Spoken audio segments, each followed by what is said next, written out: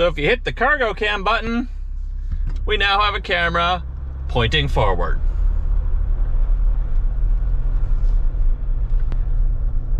All right guys, today we are installing what seems to be highly anticipated mod, which I alluded to in my Taser JL mini video a couple weeks ago. And that is, well, right here from Z-Automotive. This is the front-facing camera for the JL Wrangler. Now, if you have a Taser JL Mini installed on your rig already, you can unlock what is called the cargo cam. And that allows you to select an additional camera input. And in this case, it's going to be the camera we mount to the front of my Jeep. So I was really hoping that Jeep would actually offer this as an option in 2020 to match with the Gladiator. I'm not really sure why they didn't. It would have been a cool feature to add on, but we're gonna add an aftermarket one. I've always kind of wanted a front-facing camera for a couple reasons. One, if you're on a very steep incline, you can see your spotter, or you can see what your spotter's trying to direct you to do a little bit better. I'm not looking for a high resolution camera that I can see every detail in the trail as I'm going through it, but I want to be able to see my spotter a little bit better on those steeper inclines. And the other thing is, if you're following a Jeep and you're going over something and coming down it, it can be really hard to determine whether or not the rig in front of you has cleared the obstacle. So those are the two main reasons I want a front-facing camera. Let's see what's in this box. I haven't even opened it yet. It's been sitting here on my shelf. And then we'll install it on the Ecodiesel JL, and we'll go through the menu, see what it looks like on screen, and you guys can decide for yourself if this is a mod you want to add to your rig. This is how it came to me. We've got, I guess, what's going to be the camera in here and a whole bunch of RCA cables. So I should note that Z-Automotive did send me this at no cost. I will put a link down in the description below if you want to go check it out on their website. They were quite impressed with what I was doing with my build and said, hey, if you want to make a video about this, we'll send you one. No strings attached. So I will still be giving my typical honest feedback with this install and how it goes. But as always, if something comes to me for free, I will let you guys know for sure. But I usually pay for pretty much everything on my Jeep. Nothing too exciting. Box, some styrofoam, and we have a camera that is supposed to clip into the front grille with a couple RCA connectors. And I do believe we have some ability to tilt the camera once we take it out of this housing. This is the pigtail to connect the RCA into the back of your, or into the harness for the back of your TV, or not your TV, your LCD screen. So I should note that you do need the 8.4 inch screen for this. I don't know if this would work on the smaller version. As far as I can tell, it will not, but I would check with Z-Automotive before you order anything.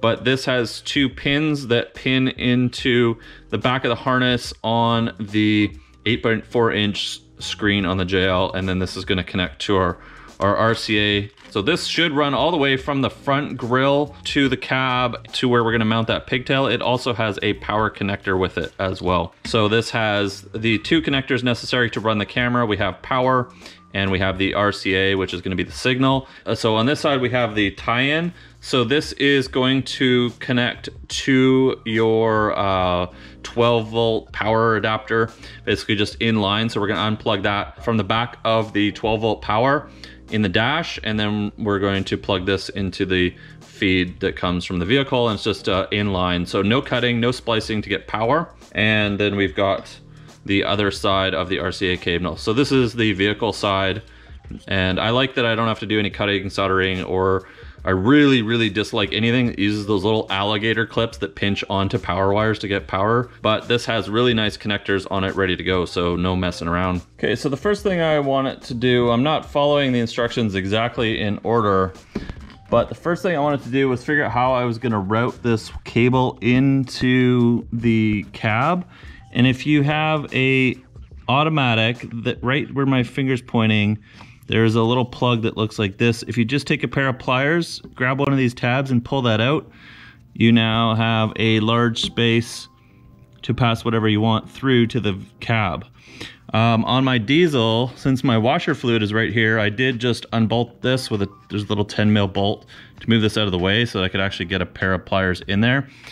But I wanted to make sure I could figure out where I could get this passed through before I did anything so that I could understand routing of the cable. On the instructions, the mounting point is right here on the front of the grill. I'm not sure if that's where I want to mount it to. So what I'm going to do is connect it up and run the cable through to the cab and see how much extra space that I have. Because I might actually put the camera, I might just two-sided tape on the top of the winch, or maybe right here on the top of the bumper.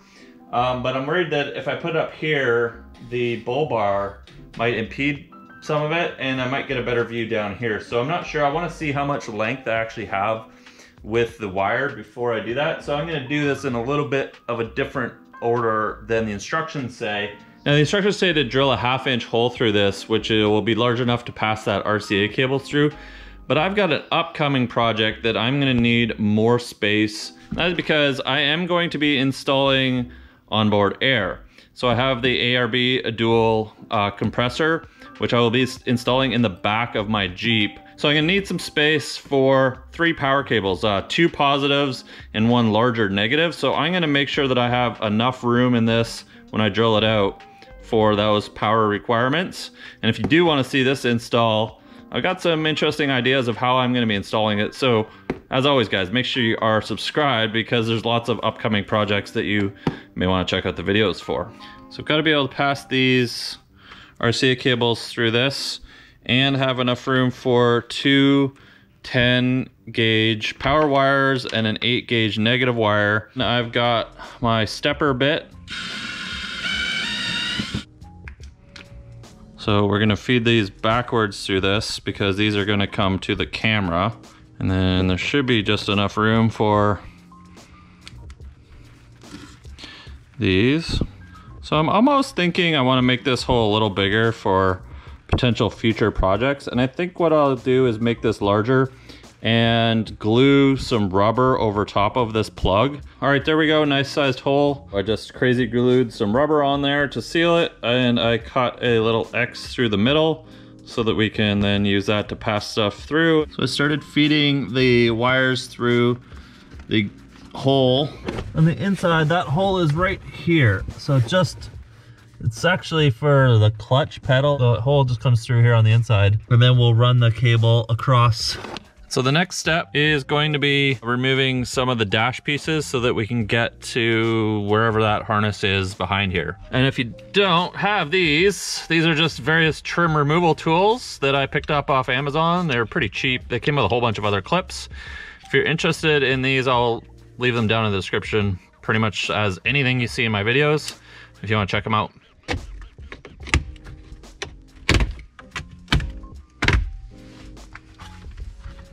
Oh, that was easy. So the dash came off pretty easily. Basically just put my trim tool in, popped that side out, and just kind of pulled it. Just clips along here that hold this control stack in place. So now we're just going to remove these Phillips screws. It's 2 Phillips screws from the bottom of the screen. We should be able to remove the bezel. This is challenging with one hand though.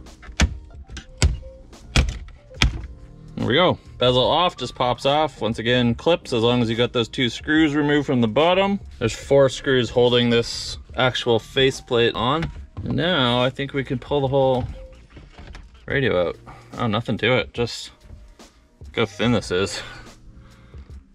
We've got to take this main harness off, the large plug. Leave all these other plugs alone, but we've got to get this one up. Here we go. Okay, so once you release this little latch here, you can push this, as you push this lever up, it pushes it away from the radio. So what we need to do now is release this locking plate, and then we're going to put 2 pins in the back for the camera. So this locking plate, I'm just gonna take my screwdriver and pry it in between the 2. On the instructions, this just gives us a better view. On the 2020s, we wanna use pin location 21 for yellow and 22 for black. It seems that the 2018s and 2019s might be different, and it also depends on which version of Uconnect you have. It's a little bit hard to see. The GoPro's not great at small details, but we're gonna put the pin 21 yellow on the first one here, and 22, which is black, on the second one on the back of this connector. Take a look at the instructions from Z-Automotive though, because if you don't have a 2020, they are a different pin location on here. So I've got the two wires, the yellow and the black in. I just used the little screwdriver to pop them in there. And this is just the locker. So this, I assume, locks all the pins in place so nothing can easily vibrate loose. And I just put the top two screws in, and there's enough lead on here to hang this auxiliary RCA cable down while the screen is still attached. So that is going to allow me to now attach the RCA cable from the camera itself. And as far as routing this goes, because I know you guys are gonna have questions, there's a hole that comes through right below the ignition switch right here, which will route down. Once you get it down to here, I just followed the factory harness along the top here and down into the side pocket back to the firewall hole. So I roughed that in, made sure I wasn't gonna have any interference, have good places for zip ties. And I did pop off the plastic piece you do to remove the doors, and I popped off this plastic piece. You just pull on them, and this is the same plastic piece that we had to remove to get the Taser JL in the first place. Now I just need to connect this power cable, this inline power cable, to the 12 volt. So I'm assuming there's some connector right back here we gotta pull out, and then we're gonna put this in line. If you pull this one screw out at the top of your lower switch panel, the rest is just pressure clips, and you can pull this back, and now I can get access to this plug, which we're gonna plug that connector in line. So that's now in line, and we've got the replacement to plug into the back. And we will plug in our RCA, and we'll put the center console back in and give this a test. Okay, so if we go into the radio section now, cargo cam, no. So we wanna hit, to confirm while we're holding down this button, the center button here. And now we have a cargo cam, yes. So we select full reboot, we just get there by holding that, and we're gonna hit the center cruise control button. And we're gonna go through a reboot cycle. And then when it's done rebooting, we need to perform 2 sleep cycles. So vehicle locked and keys away from the vehicle for 5 minutes. When we cycle it 2 times, then we should be able to get the cargo cam. Now on our screen, we have cargo cam up at the top, and I think I can drag it onto, there we go. Look at that. So now I've got it on my hotbar on the bottom. And if I hit cargo cam, so this is in the grill position. I'm just trying a few different locations. I haven't mounted it yet. I just taped it on basically to the top grill, so you can kind of see where the bull bar is right there. Let's try another position. The second option, this is sitting on top of the winch. I suppose I'd have to use some sort of 2-sided tape to stick it here. A little less obscured, but you don't have so much of a down angle looking out, but you don't have the bull bar in the way either. And then this last position is on the license plate frame. Now, I actually took a different camera of mine and mounted it onto the license plate frame. I had an old camera from the JK that I never used, and it has a mount to go on the license plate frame. The only problem with being down here is it's probably gonna get really dirty and is more susceptible to damage, but it would just plugged into the power and the RCA cable. And this kind of gives us the clearest view. So maybe I'll try this out. All right, so as for final wiring goes, it's gonna be a little different on my diesel, but basically I've got the signal wire or the camera wire, and it's gonna get zip tied to another loom that's right underneath this line here. And I had to pull my airbox out because, well, the diesel has the airbox on the driver's side. I just followed this loom underneath here, and there's this existing loom.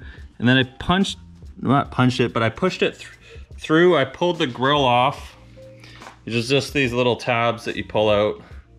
And I pulled the grill off and I routed it in behind the headlight and dropped it down to the frame here. I think this is my favorite position, but I don't know. It's kind of nice to have the versatility. I'm gonna have to try it out, but this will be easy. I'll just route this behind the winch, and there's a little tiny gap. I loosen this faceplate off behind the fair lead. I'm gonna be able to push the wire through. There's a hole right here, and there's a gap when this is tightened up so it won't crunch the wire.